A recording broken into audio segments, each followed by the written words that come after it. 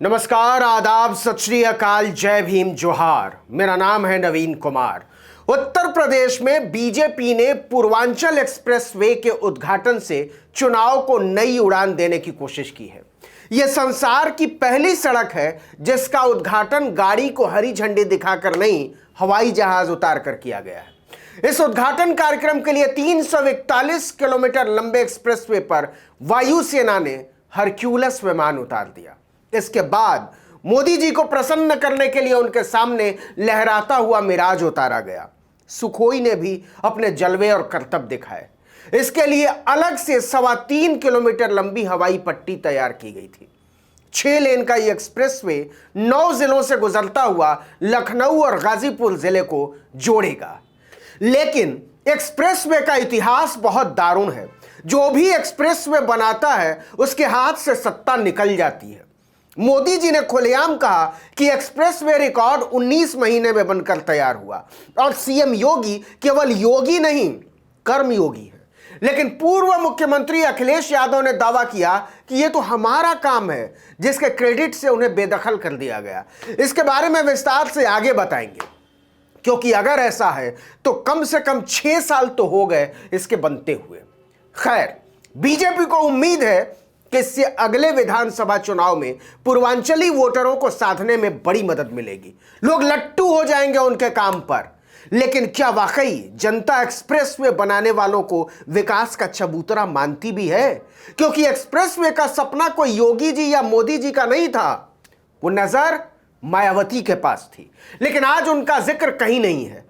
दिल्ली से बिहार के बीच उत्तर प्रदेश का सफर आसान और तेज बनाने के लिए पूर्व मुख्यमंत्री मायावती ने एक्सप्रेसवे बनाने की शुरुआत की थी। 2007 के चुनाव में मायावती ने पूर्वांचल के वोटरों को जबरदस्त तरीके से अपनी ओर खींचा था। लंबे समय बाद यूपी को एक दलीय सरकार मिली थी, वो भी इतनी मजबूत।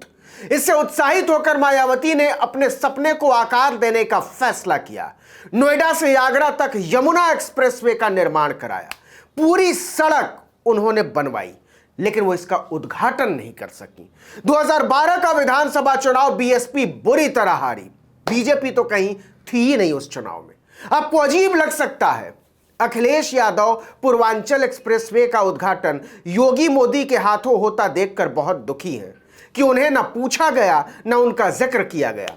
मोदी ने यह कहकर खींच अलग दिया कि अखिलेश यादव तो सार्वजनिक तौर पर उनके बगल में खड़े होने से भी कतराते थे कि वोट बैंक खराब हो जाएगा। लेकिन अखिलेश यादव खुद इस परंपरा के लाभार्थी रहे हैं।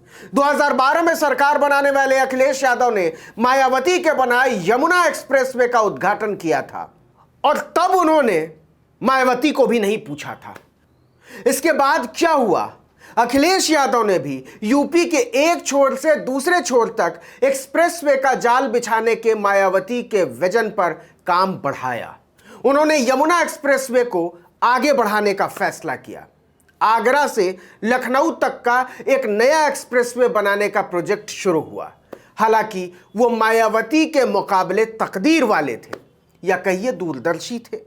मायावती से उलट अखिलेश यादव ने न केवल आगरा लखनऊ एक्सप्रेसवे की नींव रखी, बल्कि 2017 के विधानसभा चुनाव से पूरे 1 साल पहले 2016 में इसका उद्घाटन भी कर दिया। इसके लिए उन्होंने मुलायम सिंह के जन्मदिन को चुना था।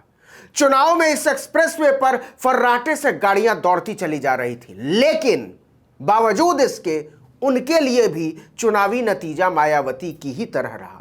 साल 2017 के विधानसभा चुनाव में अखिलेश यादव की समाजवादी पार्टी सत्ता से बाहर हो गई और उसे हराया बीजेपी ने अविश्वसनीय तरीके से।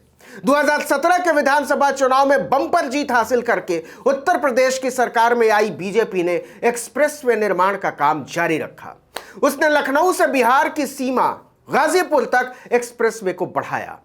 देश के सबसे लंबे पूर्वांचल एक्सप्रेसवे की नींव रखे जाने को लेकर समाजवादी पार्टी और बीजेपी में जबरदस्त भिड़ंत होती रही है। अखिलेश यादव ने ट्वीट करके कहा कि उन्होंने अपनी सरकार के समय 22 दिसंबर 2016 को इस एक्सप्रेसवे की नींव रखी थी। उन्होंने पूर्वांचल एक्सप्रेसवे के शिलान्यास की एक तस्वीर भी अपने ट्विटर हैंडल पर साझा की, जिसमें वो अपनी पार्टी के कुछ नेताओं के साथ नजर आ रहे हैं। हालांकि बीजेपी का कहना है कि पूर्वांचल एक्सप्रेसवे की नींव उसकी सरकार ने रखी है, योगी आदित्यनाथ ने रखी है। दरअसल मई 2015 में अखिलेश यादव की सरकार ने लखनऊ आजमगढ़ बलिया एक्सप्रेसवे की घोषणा की थी। 2017 में बीजेपी की सरकार बनने के बाद इस एक्सप्रेसवे का रूट थोड़ा सा बदल दिया गया। लखनऊ आजमगढ़ वही रहा, गाजीपुर जोड़ दिया गया। फिर 14 जुलाई 2018 को प्रधानमंत्री नरेंद्र मोदी ने अलग से इस एक्सप्रेसवे की नींव रखी। हम बीजेपी के दावे को ही अगर सच मान लें तो योगी आदित्यनाथ और मोदी ने अखिलेश यादव का ही इतिहास दोहराया है। जिसकी उन्होंने नींव रखी थी उसका उद्घाटन भी किया। लेकिन यहां सवाल है कि क्या इस बार जनता उस सिलसिले को तोड़ देगी जिसके तहत एक्सप्रेसवे बनाने वाली सरकारों को अगले चुनाव में वो हराती रही है। आपको हमने बताया था कि पूर्वांचल में बीजेपी की हालत पस्त है। इस इलाके में कोई 117 सीटें आती हैं। ट्रेंड ये रहा है कि जो भी पूर्वांचल जीतता है वो लखनऊ में सरकार बनाता है। साल 2007 में बीएसपी ने पूर्वांचल में बड़ी जीत हासिल की तो मायावती पहली बार पूर्ण बहुमत की सरकार बनाने में सफल हुई। इसके बाद साल 2012 में पूर्वांचल के वोटरों का मन बदल गया, वो अखिलेश यादव के साथ चले गए तो अखिलेश यादव की पूर्ण बहुमत की सरकार बन गई। और साल 2017 में उसी पूर्वांचल के लोग बीजेपी के साथ खड़े हो गए तो पार्टी ने यूपी में प्रचंड बहुमत हासिल किया। लेकिन इस बार बीजेपी के सामने चुनौती बहुत तगड़ी है। 10 साल से सत्ता से दूर बीएसपी जीत के लिए बुरी तरह छटपटा रही है तो समाजवादी पार्टी 5 साल से सत्ता से दूर रहने के बाद आक्रामक मुद्रा में है। वहीं कांग्रेस 31 साल का सूखा खत्म करने के लिए बेचैन है। सुहेल देव पार्टी के अध्यक्ष ओम प्रकाश राजभर के बीजेपी छोड़कर समाजवादी पार्टी से हाथ मिला लेने से उसकी सिट्टी पिट्टी गुम है। पूर्वांचल में राजभरों की आबादी 14 से 16% है। कम से कम 6 जिलों में उसका जबरदस्त दबदबा है।